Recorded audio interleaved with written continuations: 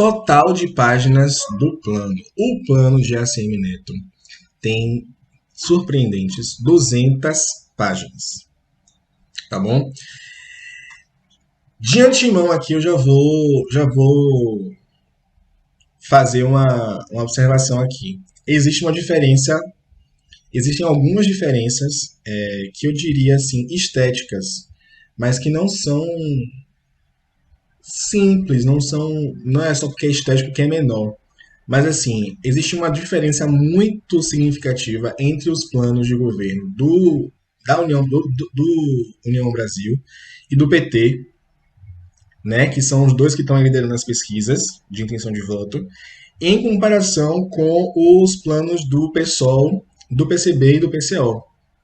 Assim, para além do número de páginas, né, o do PCO tem 7 páginas, o do PCB tem 9 páginas, o do PSOL, se eu não me engano, tem 25 páginas.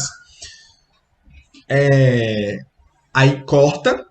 O do União Brasil tem 200 páginas e o do PT tem 124 páginas. Então, assim, já tem aí uma diferença que impacta, né? Pensando assim a nível de apresentação, assim, né? Vamos lá, eu não estou colocando aqui em questão a complexidade, o nível de aprofundamento de cada plano, né? Eu estou falando aqui da primeira impressão, né? Que a gente sabe que conta. Outro ponto, os planos do União Brasil e do PT, eles têm capa, eles têm uma identidade visual agradável, assim, interessante. Tem também pela quantidade de páginas, eles têm índice, né, sumário, etc., que identifica muito facilmente assim qual ponto você vai encontrar em qual página. Tá entendendo? Então, assim, essas são características que comunicam também, né? Se um plano de governo é um plano de comunicação também, né? E eu acho até, inclusive, que essa é uma questão que a gente não trabalha muito na, na sociedade, assim, de maneira geral, né? Em como esses planos são apresentados para a população, porque a gente quase nunca fala sobre eles, né? A gente foca muito na pessoa do candidato, no partido, nas coligações até certo ponto, mas a gente fala pouco sobre, de fato, sobre efetivamente os planos de governo, assim. E eu acho que, né, a gente devia falar mais sobre isso.